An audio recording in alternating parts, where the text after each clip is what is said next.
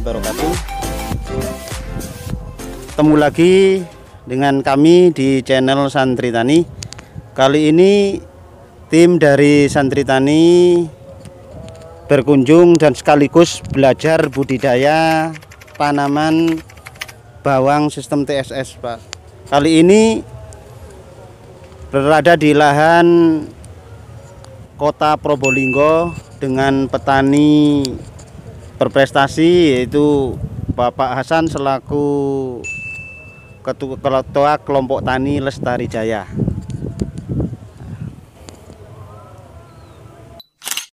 Pak Hasan. Ya, assalamualaikum. Waalaikumsalam. Pagi ini saya mau belajar dengan Pak Hasan bagaimana budidaya tanaman bawang sistem bawang merah biji, atau yang biasa dikenal disebut TSS. Yang disebut TSS. TSS. Salur seed ya. Dari perusahaan mana, Pak? Apa saja yang ditanam? Pada tanaman kali ini kita coba berbagai macam varietas. Nah, di sini ada varietas Maserati, ada varietas Sunren, ada beberapa varietas masih kode yang belum launching dari Panah Merah, yaitu BM9008F1. Jadi kita pada kali ini kita semua nyoba varietas bawang merah hibrida dari beberapa perusahaan.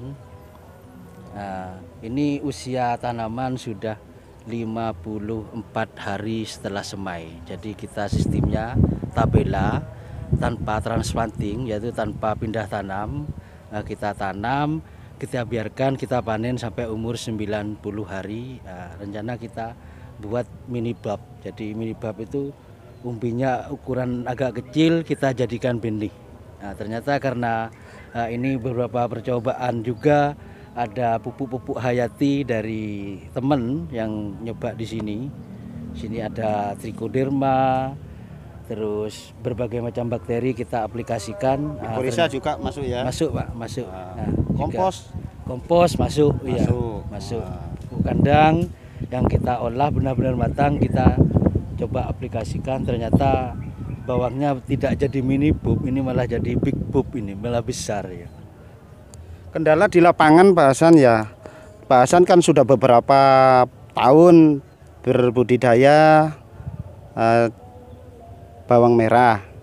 Dan ini sudah berapa tahun digeluti di sistem seperti ini, Pak Hasan? Kalau untuk TSS sendiri saya baru sih, Abah Ulil, saya baru dalam dunia budidaya bawang merah TSS, yaitu biji sekitar 4 tahun yang lalu. Sudah 4 tahun ya. Kita coba varietas bawang biji seperti apa sih bawang biji, antara perbedaan bawang biji dan umbi. Ya, ternyata lihat sendiri hasilnya, kalau memang medianya bagus dan didukung oleh beberapa macam mikroba, alhamdulillah pertumbuhannya meskipun di musim hujan itu pertumbuhannya tetap bagus. Masalah Pak Hasan, bagaimana? Apa itu keunggulan dan kelemahan antara bawang umbi dengan sistem biji nih, Pak Hasan? Kalau umbi itu kan tanam tinggal tumbuh, baru kita pengendalian hama dan penyakit. Kalau TSS sendiri ini kan dari biji, jadi masih butuh waktu yang lama. Sebenarnya biji juga, umbi juga butuh waktu yang lama, yaitu 3 bulan di dormansi baru tanam. Tapi kalau TSS sendiri ini sebenarnya lebih cepat, karena bisa transplanting, yaitu sistem pindah tanam. Kita semai dulu 35 hari baru pindah tanam. Yang kedua ada alternatif lain, yaitu di sistem mini bulb. Jadi mini bulb itu dibuat umbi kecil lalu disimpan 3 bulan, lalu turunan berikutnya ditanam. Jadi banyak cara. TSS itu mudah TSS itu bagaimana, tergantung petaninya sendiri. Masalah pengendalian hama dan penyakit antara bawang umbi dengan bawang biji ini cenderung yang lebih mudah, mana pengendaliannya, Pak Hasan? Kalau untuk hama sama saja ya, Pak. Kalau untuk hama sama saja. Tapi untuk penyakit karena ini dari biji, nah itu lebih tahan. Oh, lebih tahan. Kelebihannya di situ, Pak Hasan, Kelebihannya di situ karena bawang yang berbentuk biji, keluar biji itu pasti sehat. Nah, makanya bijinya itu pasti sehat. Kalau bawang tidak sehat, dia tidak akan mengeluarkan biji. Nah, bijinya itu pasti sehat karena bawangnya sehat pasti mengeluarkan biji. Nah, biji itu oleh perusahaan mungkin dikembangkan. Nah, kita tidak tahu, kita hanya sebagai pengguna TSS, kita nggak buat sendiri. Kita hanya beli di perusahaan. Dari segi keuntungan, maaf aja sedikit melebar ke masalah keuntungan dari hasil akhir antara bawang umbi dengan bawang biji. Secara hasil lebih menguntungkan mana, Pak Hasan? Kemarin pada acara kemarin itu kita coba di ubin 1 meter persegi. Ya. Nah, itu di ubin yang transplanting dengan jarak tanam 15 kali 7 cm itu basah menghasilkan 5 kilo panen bawang merah basah. Luar biasa. Nah, untuk yang umbi itu cuma 2 kilo kemarin. Jadi 1 meter itu membutuhkan kalau umbi berapa kilo, Pak Hasan? kemarin 1 meter persegi dengan jarak tanam 15 kali 7 transplanting ya. Dengan 3 seedling itu sekitar 336 populasi. Oh, populasi. Nah, secara umbi umpama ditimbang itu berapa kilo atau berapa per kebutuhan? Rata-rata 25 gram per satu umbinya. Satu umbi tinggal mengkalikan bahasan ya. Ya, yang umbi itu kemarin karena jarak tanamnya 20 kali 20 yaitu ada sekitar 25 populasi. Jadi dari ukuran populasi 1 meter persegi itu sudah 20 kali 5 lipat, 25 kali lipatnya. Yang pertama itu umbi itu hanya populasinya 25 rumpun per 1 meter persegi, tapi kalau TSS ini sudah 336 1 meter persegi ya, bukan 25 sih. Itu berapa itu? Tinggal ngalikan 25 kalau 10 kalinya 250. Berarti sekitar 15 kali populasi. Jadi yang kalau tanam umbi 25 rumpun per 1 meter persegi populasinya atau dikonversi 10.000 meter persegi ada 250.000 per hektar. Nah, kan jadi kebutuhan per hektar itu 250.000 umbi. Jadi kan 1 hektar ada 10.000 meter persegi ya. Tapi kalau TSS dengan transplanting jarak tanam 15 kali 7 3 seedling per lubang itu sekitar 336. Berarti dikalikan 10.000 sekitar 3.360.000 seedling. Jadi kalau sistem TSS. Ya, jadi TSS itu kuncinya untuk produksi tinggi memperbanyak populasi. Jadi kuncinya hanya di situ. Ya. Harapan kami dan harapan sahabat-sahabat petani santri tani bisa belajar dengan Pak Hasan,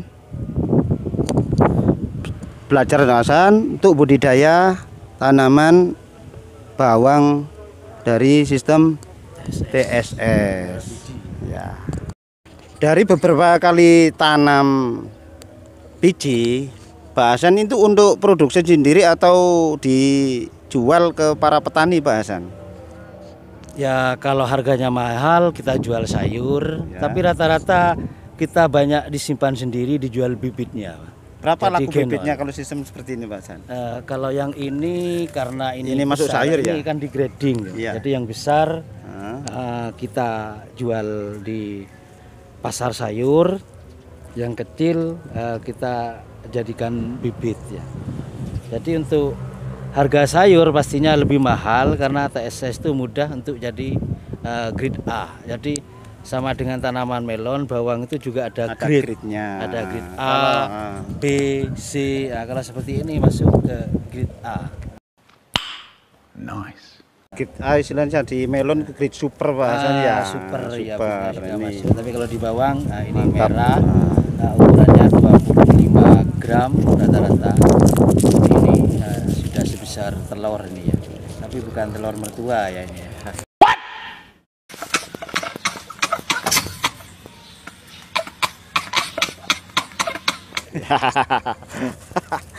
Untuk pasarnya masih dengan dibandingkan bawang umbi itu lebih cocok mana Pak Hasan?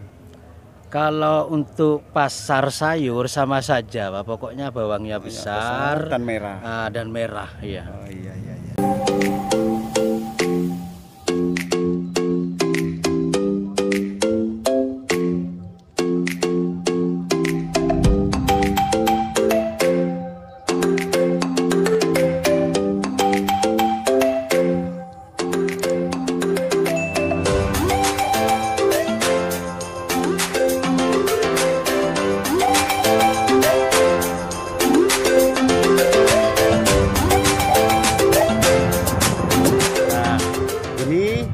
Hasil panen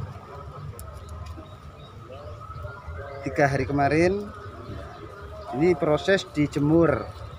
Penjemuran dilakukan kurang lebih berapa hari? Kalau panas 1 minggu. Nah, katanya Pak Hasan, kalau cuacanya panas 1 minggu cukup. Tapi kalau cuacanya agak kurang panas bisa 10 sampai 12 hari. Ini mantap hasilnya bawang TSS.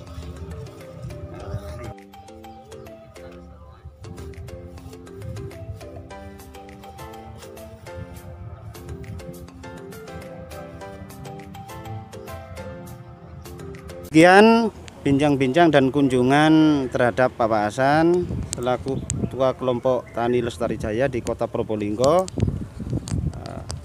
Sedikit kami dari Santri Tani dan para sahabat petani minta motivasi mengenai budidaya tanaman seperti ini Pak Hasan. Jadi dalam kunci budidaya tanaman intinya medianya kita olah dengan benar. Insya Allah jika medianya bagus, insya Allah tanaman tumbuh berkembang dengan baik. Jadi kuncinya di lahan Pak Hasan ya, sebelum tanam benar-benar disterilisasi dengan mikroba, dengan berbagai macam, kan sudah banyak, atau bisa buat sendiri atau bisa pesan langsung ke Abah Holil bisa. Ya, siap. Saya ucapkan terima kasih atas kunjungannya. Untuk channel YouTube Santri Tani, like and subscribe, karena banyak beberapa tutorial semua tanaman. Insya Allah Santri Tani akan terus update dengan amin. YouTube-nya. Ya, sukses amin, selalu amin. untuk channel YouTube Santri Tani. Ya. Terima kasih Pak Hasan. Mudah-mudahan bincang-bincang dan kunjungan hari ini bermanfaat untuk para sahabat-sahabat. Kurang lebihnya saya mohon maaf. Wallahu muwaffiq ila aqwamit thoriq. Wassalamualaikum warahmatullahi wabarakatuh.